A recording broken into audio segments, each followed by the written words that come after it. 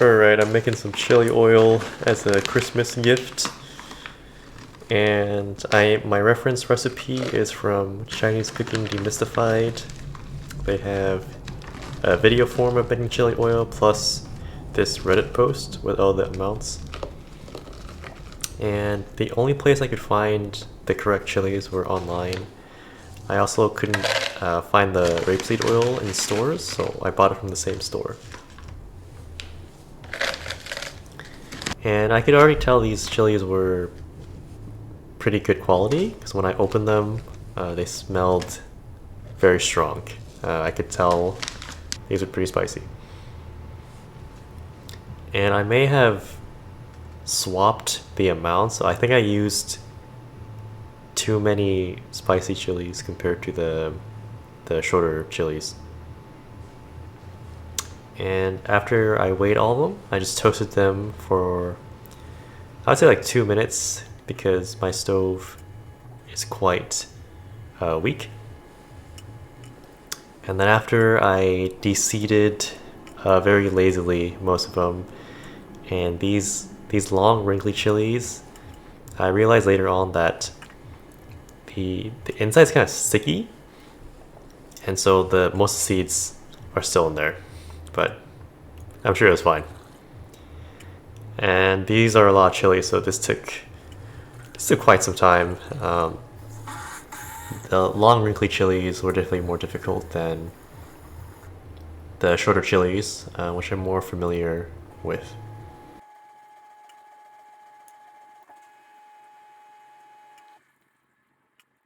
And believe it or not, this is not the most painful part of making this chili oil. That will come later on.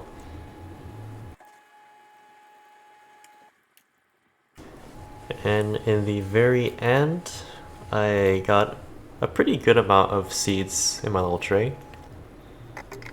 And oh, this is the painful part. I don't have a real blender, and so I just did like 26 batches in my spice grinder. I will not show all this footage. And in the end, I got this sort of nice finely ground chili powder. And the second component of the chili oil are the spices. So this is cinnamon stick, bay leaf, clove, star anise, and Sichuan peppercorn. I didn't have fennel, but it probably tastes pretty good with this too. Oh, also 1 black cardamom seed. And this is the rapeseed oil. And I didn't know that the signature taste of chili oil is just rapeseed oil by itself. I always thought it was a mix of sesame oil and like herbs or something, but it's just this one ingredient. And here I heat up the oil, not that hot, and then I add the spices and I steep it in the oil for 3 minutes.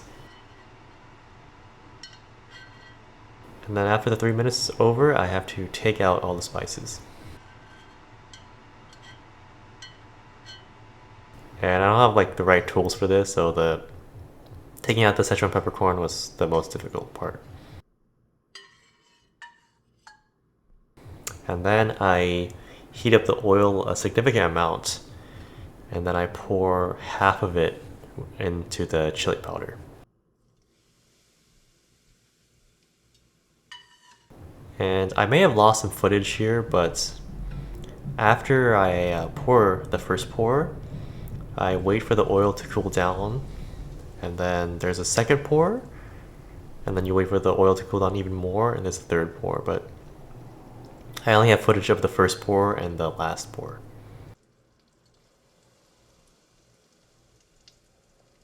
And while you wait, and the reason why you wait and you pour separately is in the Chinese Cooking Demystified video. And after each pour, I give a good mix to the chili powder.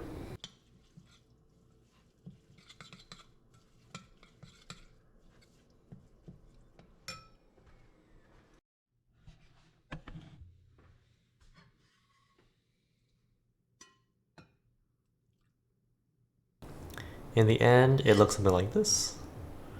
And oh, this is the last bit of oil here.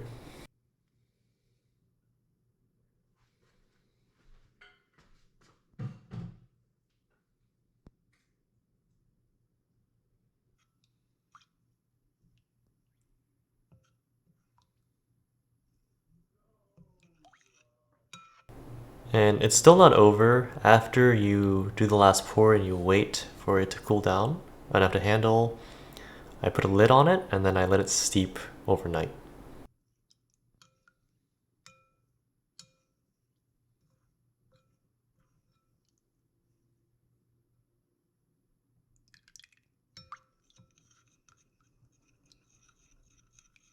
And they suggested adding paprika if I didn't have this like hard to find herb, but I didn't want to risk changing the flavor too much. The color turned out still looking pretty good, so I do not regret not adding the paprika.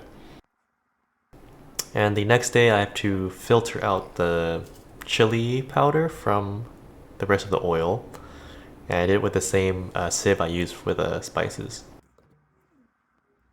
And in the end, this is about probably a little bit less than 2 cups, but 2 cups of oil is what I used in the very, very beginning. And I saved the chili powder in a separate container with some salt. I don't think this chili crisp is gonna last too long.